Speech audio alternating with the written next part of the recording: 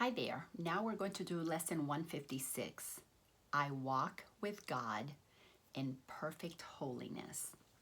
Today's idea but states the simple truth that makes the thought of sin impossible. Key lesson.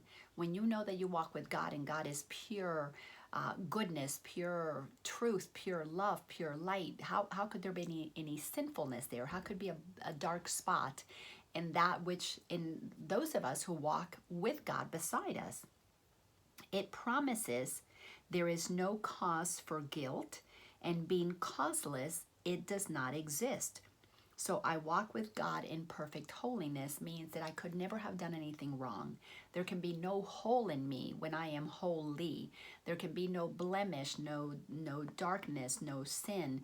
This is when we can begin to let go of guilt.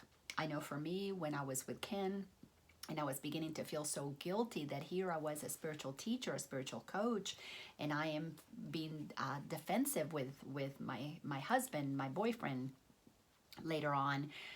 Oh my gosh, I'm not walking my talk. I was feeling a lot of guilt and shame. And through A Course in Miracles, I began to realize that I didn't have to have guilt. I didn't have to believe in anything shameful. Those were experiences that we had. We each did what we did, but it didn't change that both of us were holy. And that's what allowed me to recognize I didn't have to defend myself because he was holy, I was holy. There's no need to talk, egos talking to egos. I didn't need to satisfy his ego. Nor mine. And this lesson, I walk with God in perfect holiness, was so instrumental in helping me see the truth of my worthiness, my magnificence, my beingness, my eternalness. Because if I walk with God in holiness, it's got to be forever, because God is holy forever. Beautiful. So it follows surely from the basic thought so often mentioned in the text: ideas leave not their source. If this be true, how can you be apart from God? If I'm an idea in the mind of God and I am perfectly holy because God is perfectly holy, how can this idea leave God's mind? It can't. So the idea that God has of us will never leave its mind. That's why we are always safe in the mind of God. How could you walk the world alone and separate from your source? It's impossible. It's an illusion that we're separate. We're in the mind of God. God's imagining us because God created us to enjoy loving us so we could love God. And God shows up in everything. Why? Because God is. But we are believing that we're separate and apart and have left God out because they taught us that God was out there on a cloud somewhere. So we are beginning to realize, no, not only is God in me, but God is in everything I see because I'm in the mind of God. God is energy, God is love. So clearly I'm permeated by it. Of course, I'll walk in perfect holiness. Always will be, always have, because that's how God created us. We cannot be separate from that source. We can just have experiences where we pretend to be other than that, so that we can then have the lifetime of choosing to want to connect with God, choosing to let God walk before us until the day that is so the way that it is, that we won't have to ever choose otherwise again. Paragraph 2, we are not inconsistent in the thoughts that we present in our curriculum. This is Jesus saying there's no inconsistency here. Truth must be true throughout, if it be true. It cannot contradict itself, nor be in parts uncertain and in other parts sure. You cannot walk the world apart from God because you could not be without Him. He is what your life is. Isn't this beautiful and reassuring? He, she, doesn't matter what you call it. God is what our life is. God is the energy that pulses. It's that aliveness that we are. When we have that death experience and the body gets laid aside, what is missing from a body? And we've all seen dead bodies in funerals. They're there. They're just solid matter just laying there, or the appearance of solid matter to be more exact. What is missing from that? It's the aliveness. It's the life force. It's the juice. It's the electricity. It's the power. It's the love. It's all what animates it. That's what God is. That's what we all are. And it's in the animal. It's in the tree. You know, a tree loses its aliveness. Boom, it disintegrates. So we are the same thing that everything is made of. Is that aliveness. God is what life is. Where you are, he is. Where you are, she is. Where you are, it is. There is one life. That life you share with him, with her, with God, with it. Nothing can be apart from him and live. Nothing can be apart from God and live. Nothing. Because God is life. Yet, where he is, there must be holiness as well as life. So not only is there life, but it's got to be holy because it comes from the holiest of holies. It comes from the Creator itself. No attribute of his remains unshared by everything that lives, which means God has extended itself wholly complete into everything that is. So you are not all that God is. I'm not all that God is, but everything that Laina is all God. It cannot be otherwise. You are all God. So God in its infiniteness has expressed itself in everything that there is. Animals, plants, trees, rocks, planets, you name it. God is in everything we see because God is the life that animates everything. Why? Because God's imagining us in its mind. So of course God is the creator of all there is. And as long as we are in God's mind, when God decides to stop thinking about us, we disappear clearly. But God is the animator, the creator, the magician, the potter, the lover.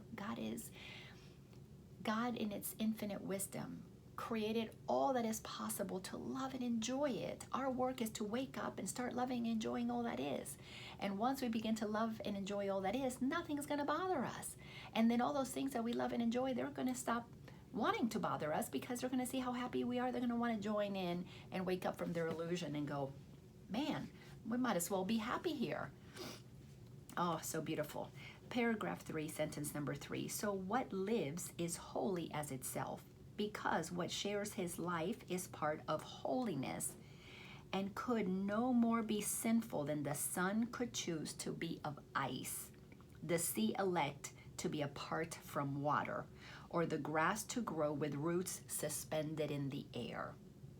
Clearly, we and God are one, pure holiness and life eternally and forever, and nothing can change that. Paragraph 4, we have to accept that. When we begin to accept that, and I can tell you it was not easy to accept that when I had to move through the beliefs that I was a sinner, that there was something wrong with me, that I couldn't possibly be that good, that holy, blah, blah, blah. It took a lot of work for me to accept my holiness, and I would feel my holiness as I extended holiness to other people. As I extended love and compassion to others, I began to feel the love and compassion that was necessary for me to begin to release myself from such a low opinion of myself, and to say to my grandmother and my mother and my father, you know, this might have been your idea, but you were incorrect, and now I know the truth of me, so I accept my holiness. And I don't blame you because you didn't know any different. You know, you believe what you were taught, and you were taught that you were separate and sinful. So I had to go backwards and release those who taught me things that were not true for me to be able to receive the truth of who I am. Paragraph 4, there is a light in you which cannot die, whose presence is so holy that the world is sanctified because of you. There is a light in you which cannot die, cannot ever be extinguished. It can be dimmed. Our ego is the experience of dimming our light so we can darken ourselves, which is why we have to then enlighten ourselves as we move through this journey, but it cannot ever be turned off. All things that live bring gifts to you and offer them in gratitude and gladness at your feet. The animals, the trees, the birds, the sunset, the water, the mountains, all of them are there. All things that live bring gifts to you. All of it brings us gifts. The grass brings me the gift of something soft to walk on, something beautiful green to look at. The trees give me shade, give me fruit, give me wood. The sunsets give me something beautiful to behold, colors beyond my wildest imagination. The sun gives me the light, gives me the warmth, operates with this planet so that we can create oxygen. all of it is here bringing me gifts, because when I accept that God is in every one of those things, then I can behold each of those things as holy and just be in reverence. And I've been able to do that for the trees and the plants and the animals, even critters that I used to not like cockroaches or snakes. I can still be able to do with them whatever it is that I need to do, with love in my heart, with appreciation that they are there because God created them. I didn't create the sunset or the cockroach. They're there because they're part of a plan that I need to learn to love. And then little by little, I began to love everybody. I began to love on the Hitlers of the world, on the Mother Teresas of the world, just alike, because they're all one and the same. And I recognize that there's nobody who's special. Nobody deserves special love. Nobody deserves special hate, because everybody is the presence of God appearing as love itself, or calling for me to love it. And I get to be the presence of love, or I am needing to be shifting into a miracle and become that presence of love. The scent of flowers is their gift to you. The waves bow down before you, and the trees extend their arms to shield you from the heat, and lay their leaves before you on the ground, that you may walk in softness, while the wind sinks to a whisper around your holy head. Paragraph 5. The light in you is what the universe longs to behold. So the flowers are giving us their scent. When are we going to give them our light? When are we going to love on them so that they can feel our reverence for what is holy in them? All living things are still before you, for they recognize who walks with you. The light you carry is their own, and thus they see in you their holiness, saluting you as Savior and as God. Everything in this world is just in awe of our magnificence. When are we going to be in awe of its magnificence? And as humans, we have to clean up our mind. We have to clean up our ideas of specialness and division and separation and condemnation and better than and lesser than and victim and bully. That's the work of waking up. It's an illusion. We're not any of those things. We're just believing that we are. That's what makes it an illusion. We're believing something that God did not create. Why? Because we have the power to block what God knows is true about us. Yes, we can inflict that kind of suffering upon ourselves. It doesn't make it real, but it makes it the experience that we're having, when all along we could be having an experience of love and joy, of bliss, where we could be uplifting one another. We could be inspiring one another. We could be collaborating, cooperating, communicating in communion with one another. That is the great shift in consciousness that is happening. We're beginning to be called home. We're beginning to feel the nonsense of hating on each other. We're beginning to see the ridiculousness of these wars that we perpetuate upon our brothers and sisters, all in the name of people who are so disconnected that they believe that their worth comes from their money, that their sense of who they are comes from their power. All of that nonsense is going to be laid aside, however many generations it takes, but we're moving in that direction. This is beautiful, powerful information. I walk with God in perfect holiness. We need to, each one of us, when we begin to acknowledge this and begin to treat others as the holy beings that they are, we are going to speed up the process of awakening on the planet, because each time one of us pulls away from that matrix and stops condemning and stop being defensive, we begin to become the presence of love on this planet. Let me read this again. The light you carry is their own. This is talking about all living things. And thus they see in you their holiness, saluting you as Savior and as God. Accept their reverence, for it is due to holiness itself, which walks with you, transforming in its gentle light all things unto its likeness and its purity. Everything in the universe beholds the light in us. We need to behold the light in us, because until we behold the light in us, we can't give what we haven't received. Once we receive the truth of the light that we are, we will begin to give it. And as we give it, we receive it again and expand it. And as we see light there, light in us expands. And as more light expands in us, we see more light out there. And as we see more light out there, more light in us expands. It's a process that is why this is infinity. This is God walks with us. God is the presence of love that is us. God is the light in us. God is the holiness that we are made of. We have to accept that and then extend it. Paragraph 6, this is the way salvation works. As you step back, the light in you steps forward and encompasses the world. It heralds not the end of sin and punishment and death. In lightness and in laughter is sin gone. Once we begin to turn on the light of awareness and go, holy cow, we've just been pretending to be less than what we are. And then we kind of laugh at the silliness of this insanity, this thing that we have done to one another. And we go, oh my God, what an insane, crazy comedy this has been. Let's wake up and shine our light. In lightness and in laughter is sin gone, because its quaint absurdity is seen.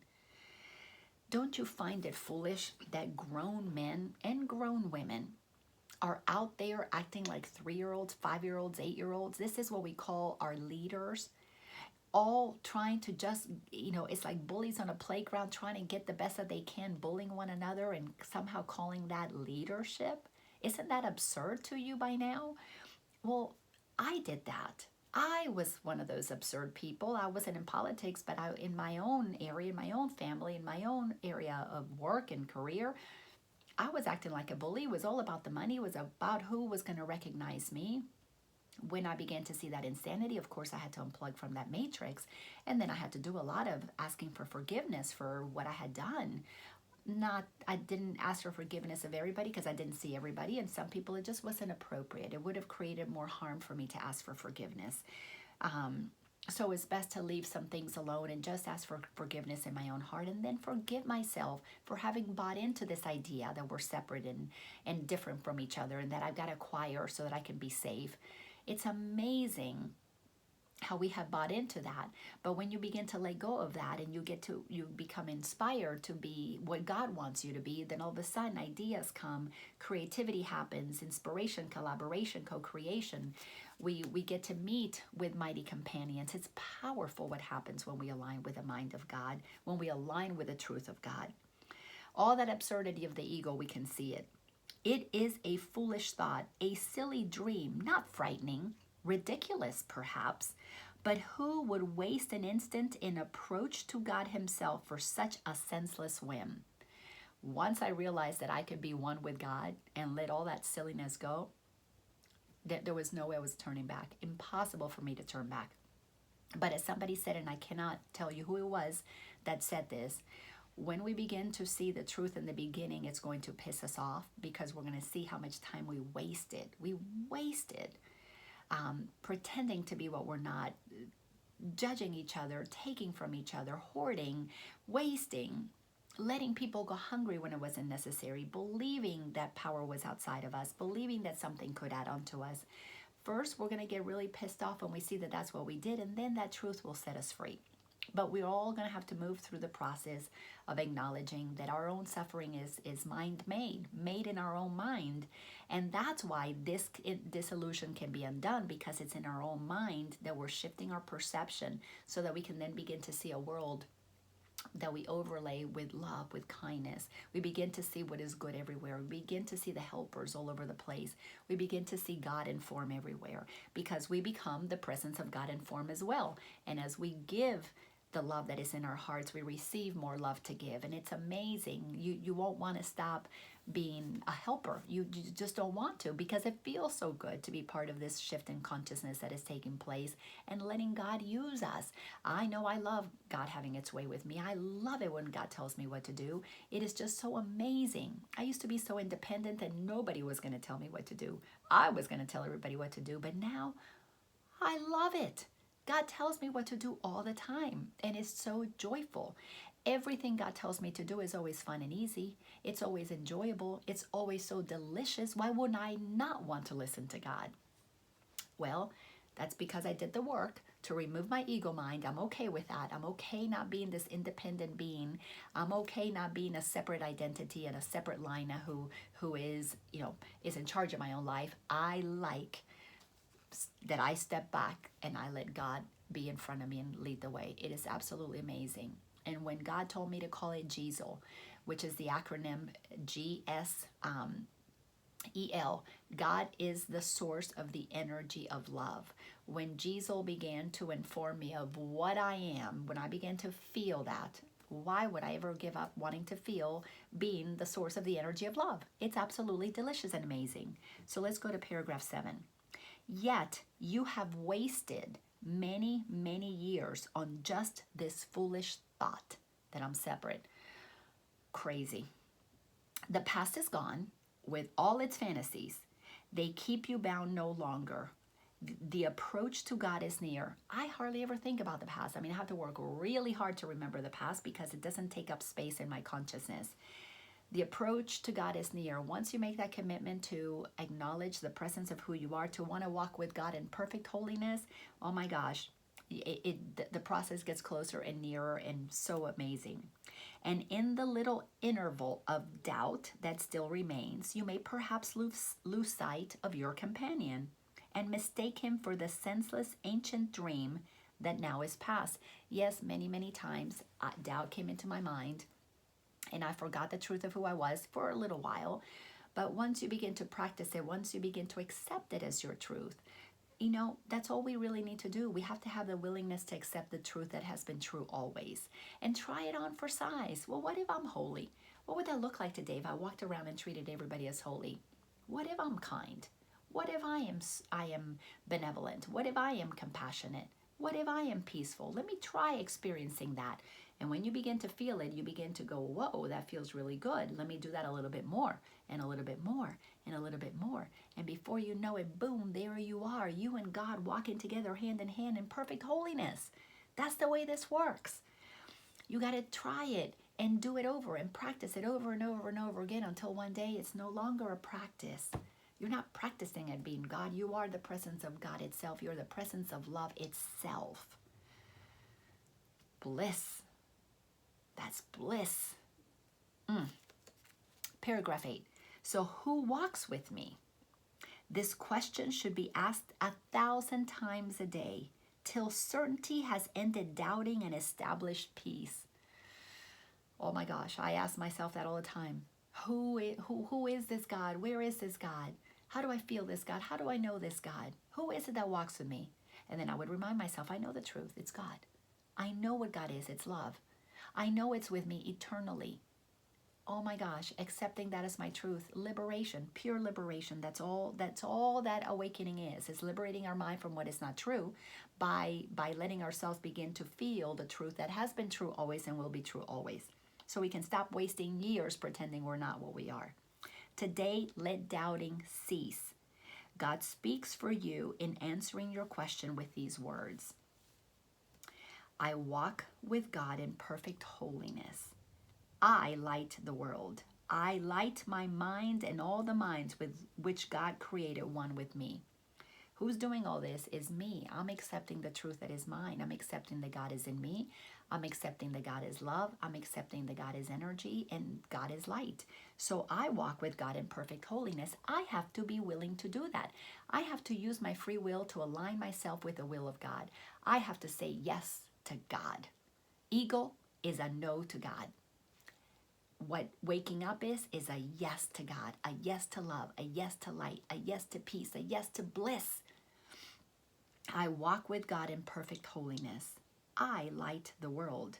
I light my mind and all the minds which God created one with me. I light my mind means I got to turn the light on. I got to remove all the darkness that's in my mind. I've got to let go of fear. I've got to let go of judgments. I've got to let go of all those things that are not true. How do I do that? By accepting that I am the light of the world, by accepting that God created me in perfect holiness. The more I receive that, the more I create the neurological pathways that become my truth. The more I think it, the more I feel it, the more I embody it, the more I experience it, the more I am that. And as I become what I am, the light of the world, the presence of love, the presence of God, the presence of Jesus, the source of the energy of love, as I allow my mind to believe that, I will embody that by deliberately offering that to everybody else. So when somebody misbehaves, when they act insanely, just tell yourself, ooh, that one is holy too. They too are the light of the world. They may not remember it right now, but I'm going to remember it for them. Why? Because I want the entire planet to awaken sooner rather than later. I want us to stop wasting time hating on each other like we're bullies on the playground. I want us to start loving on each other so that we can create heaven on earth, so that we can create this new earth that we all can enjoy. Why? Because there's more than enough to go around. Thank you so much for being a part of this lesson, and I look forward to seeing you in the next one. We are magnificent, really, truly magnificent and holy. Isn't that cool? See you soon. Bye-bye.